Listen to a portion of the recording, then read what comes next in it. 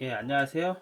오늘은 이집트 24번째 이야기, 출애굽기에 대한 설명을 좀 드리도록 하겠습니다. 출애굽기는 뭐 너무 일반적으로 너무 많이 아는 내용이죠. 예, 크리스찬들이라면 모를 수가 없겠고요. 예, 성경 중에 하나의 챕터이기 때문에 다 아실 테고, 또 크리스찬이 아니더라도 영화나 연극에서 많이 주제로 삼아서 많이 만들었기 때문에 많이들 아실지 않을까 생각이 됩니다.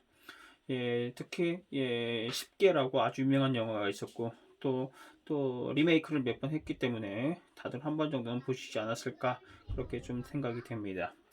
영화에서는 뭐 다 아시다시피 영화가 흥미 위주니까 아무래도 뭐 람세스 2세가 모세하고 대척점을 짓는 하나의 인물로 나오는데, 정말 실질적으로 역사적으로 그렇게 됐었는지 람세스 2세의 시절이었는지 그거는 저희가 정확하게 알 수는 없습니다.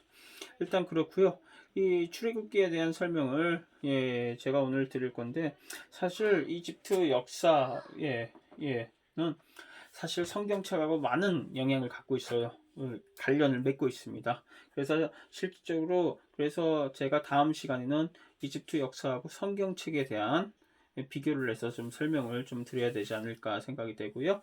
간단하게 말씀드리면 벌써 5천 년 전이죠.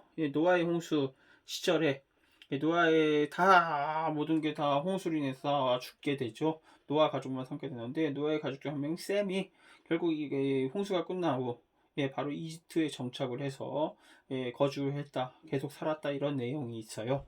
그렇게 따지면 희한하죠. 이집트 민족이, 그래서 저희가 셈족이라고 얘기를 하는데 그럼 같은 민족이 아닌가 이렇게 또 얘기를 할 수 있겠고요. 그 다음에 아브라함인데, 아브라함이 가나안에서 또 이집트로 또 이주를 하는 적이 있었어요. 그래서 그 왔다 갔다 하는 내용이 있었고 성경책에 내용이 나옵니다.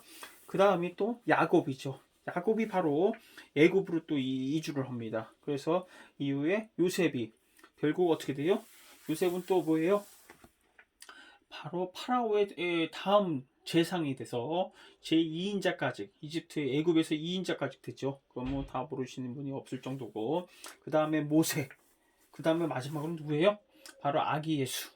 아기 예수가 헤로당을 피하기 위해서 한 4에서 6년, 4에서 4년에서 6년 사이에 바로 애굽으로 피신을 했다. 이런 내용이 또 성경책에 나옵니다. 그래서 이집트의 5천년 역사 내내 성경, 그러니까 이스라엘 민족과 이집트의 역사에 계속 포함이 되었다, 이렇게 생각을 하면 되겠습니다. 근데 굵직굵직한 사건들하고 좀 이렇게 겹쳐지기 때문에 이게 중요한 얘기다, 이렇게 생각이 됩니다. 그런데 사실 지금 성경책 역사하고 이집트 역사하고 이게 딱 배치가 잘 안 맞습니다. 많이 틀려서. 그래서 출애굽기가 뭐 영화에서는 람세스 2세의 시절이었다 얘기를 하는데, 많은 역사학과 고고학자들은 아마 합세스투 18대 왕조 합세스투 파라오 때, 여왕 파라오 때 그 사건이 있었지 않았을까 또 추측을 하는 사람들도 있었고요. 아니면 아멘호테프 2세 때, 또 18대 왕조죠. 아니면 19대 왕조, 바로 람세스 2세의 아들 메라푸타 때 이야기였을 것이다, 또 이렇게 추측하는 사람들도 있고, 그 다음에 또 최근에 젊은 학자들은 어떻게 얘기하냐, 아마 12대 왕조 때, 12대 왕조 이후의 것이다, 이렇게 또 설명을 하는 분들 많으세요. 이게 다 추측입니다. 안타깝게도 이집트는 뭐가 없어요? 역사서가 없지요. 우리나라나 뭐 중국처럼 존재하지 않아요. 그래서 파피루스의 기록이라든지 신전이나 무덤의 기록, 아니면 많이 남아져 있는 부장품들에 적혀 있는 여러 가지 상형 문자를 해독을 해서 그거를 근거로 해서 추측을 하는 거죠, 연도를. 그렇기 때문에 저희가 연도가 많이 맞지 않습니다. 그건 뭐 어쩔 수 없는 얘기고요. 사실 애굽 출애굽기에 대한 내용은 어떤 것에도 기록이 남겨져 있지 않습니다. 이집트에 어떤 부장품에도, 어떤 신전에도, 어떤 무덤에도. 그렇기 때문에 우리가 더 이렇게 예측하기가 쉽지 않은 게, 바로 출애굽기가 어느 파라오 시절이었다, 그걸 아주 어렵다, 이렇게 생각을 하시면 되겠습니까? 오늘은 뭐 그 어느 파라오 시절에 이게 발생된 내용이다, 이렇게 말씀을 드리려고 하는 게 아니라, 바로 이 출애굽기가 도대체 뭐가 중요한 사건이었을까? 그리고 왜 이집트에서 출애굽기를 꼭 한 번 정도 설명을 드려야 되는지 그거에 대한 설명을 좀 드리도록 하겠습니다. 사실 출애굽기는 가장 중요한 하나의 이스라엘 민족, 유대 민족한테는 아주 중요한 사건인 거예요. 약 대략 400년 동안 이집트에서 머물다 결국 다시 돌아가는데 정말 영화에서처럼 노예 민족으로 살았는지 이집트에서 아니면 아니었는지 정확히 알 수 없지만 성경책에서는 노예처럼 학대를 당하기도 한다 이런 내용들이 또 있기도 합니다. 그렇기 때문에 우리가 그렇게 추측을 하고 영화에서도 그렇게 만들었을 텐데 정확한 팩트라고 저희가 이렇게 말씀드릴 수는 없겠고요. 하여튼간 몇십만 명이 그 당시 한 60만 명 정도에 됐다고 했는데 그렇게 많은 인력이 빠져나간다고 하면 우리나라에서 가만히 있을 지도자 파라오 왕이 어디 있겠습니까? 그러니까 반대했겠죠. 바로는 누구냐? 파라오를 얘기하는 거예요. 예, 성경책에는 어떤 왕이 왔다, 이집트에 어떤 왕이 왔다 적혀 있진 않고 파라오라고 적혀 있는 거예요. 바로는. 그래서 중요한 사건은 몇 가지가 있는데 굵직굵직한 건 이 출애굽기에서는 바로 여러분들 내용은 어느 정도 다 아시죠? 예, 바로 새로운 지도자 모세가 나타나서 여호와의 도움으로 인해서 10가지 재앙을 주죠. 이 10가지 재앙이 중요한 팩트고요. 그 다음에 뭐예요? 바로 10가지 재앙의 마지막 재앙 중에 유월절이라는 게 탄생합니다. 패스오버. 그 다음에 홍해를 가르는 모습. 그 다음에 바로 신화산에서 뭘 받아요? 십계명을 받고 그래서 거기서 제약을 제둘러서 뭐예요? 제일 계명, 십계명의 제일 계명 나 위의 신을 섬기지 말라고 하는데 그 사이를 참지 못하고 또 우상 숭배를 하죠. 그래서 700개 걸리지 않은 길을 40년 동안 거기서 이제 정처 없이 방황을 하다가 결국 가나안으로 돌아가는 사실 이게 짧은 이 내용이 출애굽기의 내용이죠. 사실 그런데 왜 10가지 재앙은 뭘 의미하냐? 여러 가지 의미하는데 사실 첫 번째는 이스라엘 민족을 해방시키기 위한 거죠. 두 번째는 여호와가 도대체 누군지 이스라엘 민족한테 하나를 보여주는 거다. 그리고 세 번째 뭐예요? 정말 여호와가 이스라엘 민족이 여호와의 능력을 좀 알아야 되기 때문에 그런 걸 보여주기 위한 것이었고 또 애굽에 있는 신들 이 땅의 주인은 애굽에 있는 신이 아니라 이 모든 땅의 주인은 천지 만물은 바로 여호와다는 걸 보여주려고 한 것이고요. 마지막은 애굽에 있는 잡신들한테 벌을 주기 위한 하나의 상징이 바로 10가지 재앙이었다. 이렇게 생각을 하시면 되겠습니까?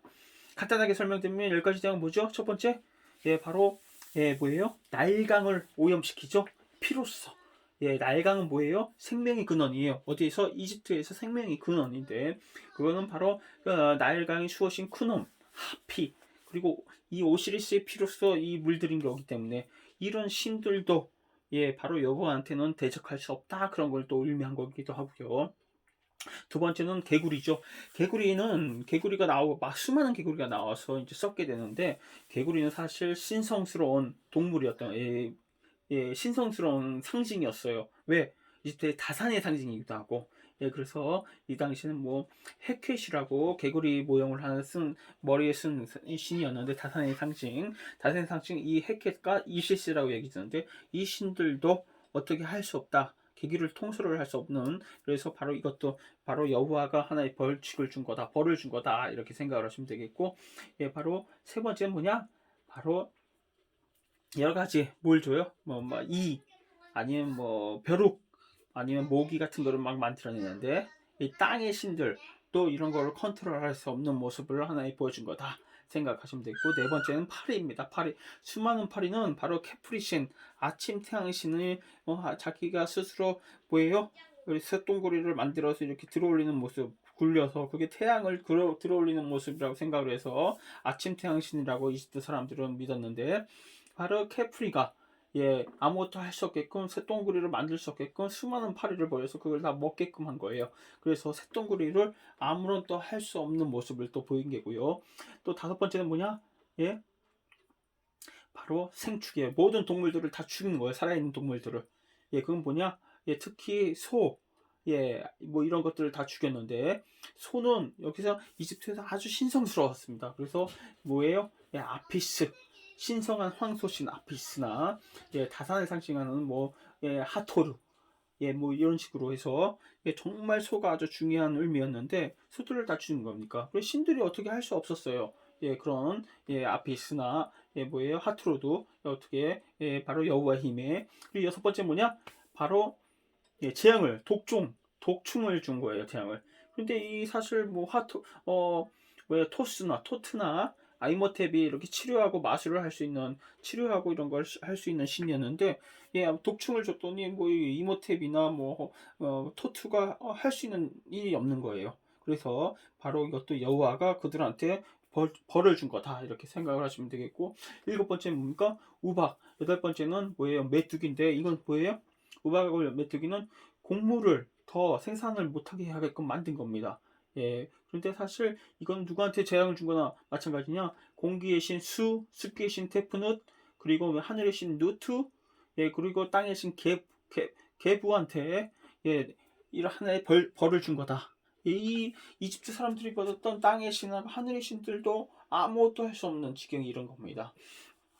그리고 바로 아홉 번째는 암흑을 주자. 암흑. 그러니까 태양신 라가 아무것도 할 수 없는 거예요.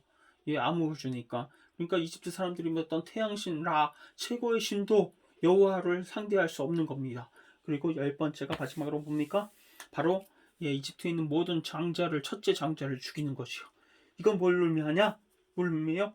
이집인들한테는 오시리스, 그리고 오시리스뿐만이 아니라 이 마하트 신, 이 두 신이 생명을 뭔가 컨트롤하고 모든 규칙, 질서를 컨트롤하는데, 지상세계하고 지하세계를.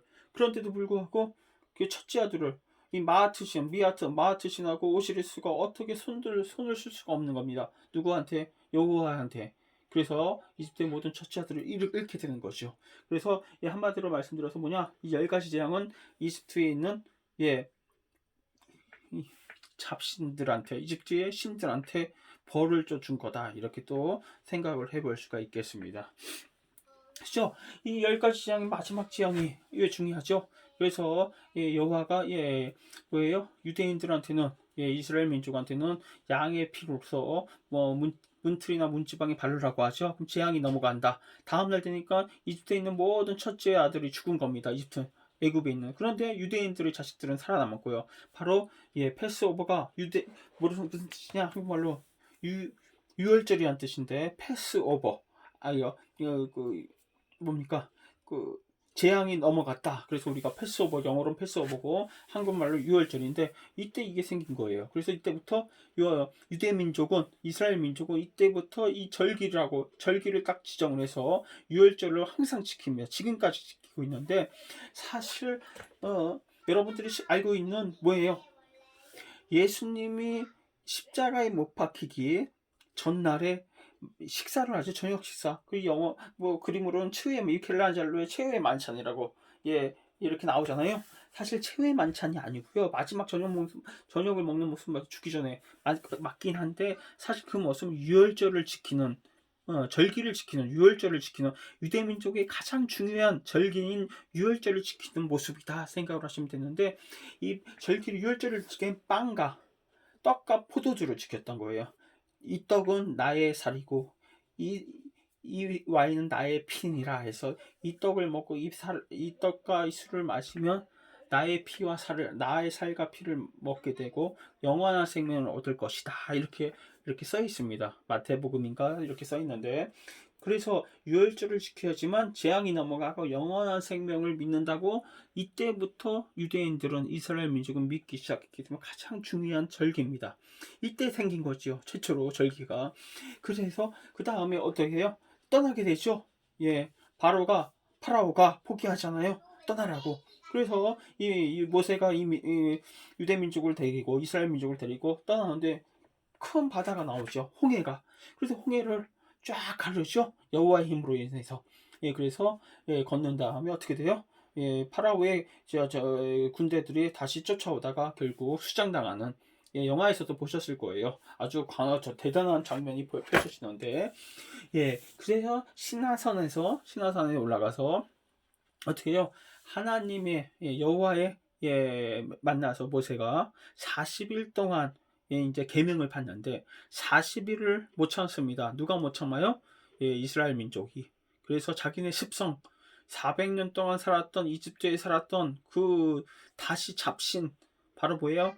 아피스나 하토르 여신인데 바로 모든 금들을 빼서 금으로 또 금으로 만든 금송아지를 또 만듭니다. 이 사람들이 습성이거든요. 오랫동안 믿었기 때문에. 우리도 이 일본에 약 35년간 식민지 통치를 당했는데 35년이라는 짧은 세월을 당했는데도 불구하고 아직도 일본의 문화나 관습을 따르는 게 꽤 많았어요. 음식이나 아니면 언어라든지. 그런데 400년 동안 살았던 겁니다. 1, 20년도 아니고. 그러니까 얼마나 이 사람들이 이집트화 됐을까요? 그러니까 이집트인이나 마찬가지게 된 거죠. 그러니까 며칠을 못 참고 40일을 못 참고 40일 동안 안 내려오는 거에서 이 산에서. 그래서 어떻게 해요? 그래서 그 순간 배신을 한 겁니다. 그런데 그 당시 모세가 10계명을 들고 내려오는데 10계명의 제일 계명이 뭐예요? 나 이외인 신을 섬기지 말라고 했는데 이미 다른 신을 만들어서 숭배하고 있는 거예요. 아피스나 하토르라고 아마 아피스 신일 가능성이 많은데 다산의 여신. 그래서 어떻게 해요? 그 받은 10계명을 돌을 깨트리죠. 깨트리고 바로 여호와한테 기도를 하는데 여호와가 이들한테 이제 벌을 달라고 해서 다 죽이게 됐죠. 뱀이 나와서 뱀에 물린 사람들 다 죽게 됐는데 너무 많은 사람들이 죽다 보니까 다시 기도를 드리죠. 다시 한번 기회를 달라고 해서 노뱀을 만들어서 뱀에 물렸지만 노뱀을 보면 다시 살아나는 그런 기회를 주죠. 그런데 안타깝게도 그건 하나의 그 당시 상황을 피하기 위해서 신이 노뱀을 잠깐 보면 살아남는다 얘기했는데 그 다음부터 이스라엘 사람들이 착각을 합니다. 이 노뱀을 또 몇백 년 동안 믿기 시작하고 노뱀의 앞에다가 대고 제사를 지내고 되고 이게 하나의 또 다른 우상 숭배가 됩니다. 이건 역사적으로. 그리고 나중에 히스기야 왕 때 이 노뱀에 대한 제사를 철폐하고 노뱀을 다 없애버린 이런 사건이 또 하나 있었는데 이런 사건 때문에 어떻게 돼요? 여호와가 7일에서 8일이면 성인 걸음으로 걸어갈 수 있는 바로 어디에요? 시나이 본섬에서 시나이 땅에서 바로 어디에요? 7일에서 8일이면 그 가나안 땅을 40년이라는 세월을 걸리게 만들죠. 40년이라는 세월을 걸리게 만들고 그러면서 어떻게 해요? 지금의 세대는 어떤 누구도 들어갈 수 없다. 그러니까 이 금으로 만든 황금소, 아피스나 하투루라고 할 수 있는데 그걸 만든 그 당시의 세대는 누구도 고향으로 들어갈 수 없다. 가나안 땅으로. 그렇게 해서 심지어 모세도 가나안 땅으로 들어가지 못하고 죽게 됩니다. 그 다음에 뭐 알죠? 10명의 몰래 이렇게 가서 8명은 반대를 하고 여호수아하고 갈렙은 우리가 충분히 이길 수 있는 밥이다. 저들은 그래서 나중에 이제 저들을 물리치고 결국 들어간다는 뭐 여러 가지 성경 내용은 여러분들이 다 아실 거예요. 방금 전에 여기까지 바로 출애굽기에 대한 내용이죠. 출애굽기의 내용인데 간단하게 설명 들었습니다. 출애굽기에 대한 설명을 들었는데 사실 이렇듯 정말 이 하나의 한 부분이잖아요. 이 출애굽기는 이집트 역사에서도 그리고 성경책에서도 유대 민족의 역사에서도 그런데 자세히 보면 꽤 많은 이 부분만이 아니라 꽤 많은 유대인들의 풍습하고 이집트 사람들의 어떤 하나의 생활상 풍습하고 많이 겹치는 부분들이 꽤 많습니다. 그게 또 그런 부분도 현재에서도 그렇고요. 현재도 그리고 또 성경책과 성경책을 보면 그런 부분이 꽤 많고 해서 우리가 좀 더 이 부분에 대해서 말씀을 좀 드려야 되는 게 아닌가 그렇게 생각이 돼서 제가 더 시간을 갖고 다음 시간에는 성경책하고 이집트에 대한 역사하고 다시 한번 설명을 좀 드려야 되지 않을까 생각이 돼요. 오늘은 출애굽기에 대해서 간단하게 설명을 드렸습니다. 어떤 시기에 이 출애굽기가 이루어졌는지 아직까지는 어떤 누구도 밝혀낸 건 없습니다. 왜냐하면 기록이 남겨있지 않기 때문에 사실 프톨레마이어스 시절 신간 마네토가 이집트 역사에 대한 왕명에 대한 거를 써놓고 역사를 썼다고 하는데, 이 정확하게 그 마네토가 죄송합니다. 마네토가 쓴 그 당시 프톨레마이오스 시절에 쓴 역사도도 지금 원본이 존재하지 않습니다. 예, 그래서 그걸 그냥 인용했던 내용들이 좀 남아 있고요. 예, 그래서 참 안타깝습니다. 그래서 이집트에 대한 역사에 대한 내용들이 정확하게 써 있는 게 하나도 없기 때문에, 물론 지금 뭐 신전이라든지 무덤에 아니면 파피루스 조각들에 이렇게 해서 짜집기해서 저기 하는데, 이게 정말 맞는 역사적인 사실일까? 이건 좀 의문을 좀 저기 해야 될 게 많고요. 그래서 우리가 이집트에 대해서 더욱더 많은 관심을 갖고 좀 그랬으면 좋지 않을까 생각이 됩니다. 아마 유럽 사람들이 본인들의 역사는 출발점은 그리스 헬레니즘이다 이렇게 얘기를 했기 때문에, 그리스나 헬레니즘에 대한 연구는 많지만 이집트에 대한 연구는 많지가 않아요. 그런데 제가 이렇게 계속 공부하고 파고들고 하고 할 때 느끼는 거는, 아마 유럽의 모든 역사, 그리스에 대한 모든 역사는 결국 이집트에서 발생된 게 아닌가, 그런 생각을 또 하게 되고요. 결국 바로 뭐 종교도 마찬가지고요. 그래서 세계에 뭐 아우러는 모든 종교, 바로 뭐예요? 기독교, 천주교, 그리고 뭐예요? 그리스 정교, 그것뿐만 아니라 이슬람교, 그리고 kop트교, 모든 이런 종교들도, 크리스찬하고 관련된 종교들도 결국 이집트에서부터 발생된 게 아닌가, 그렇게 또 한번 생각을 해봅니다. 뭐 오늘 간단하게 출애굽기에 대한 설명을 좀 드렸고요. 오늘은 이만하고 다음 시간 또 뵙도록 하겠습니다. 감사합니다.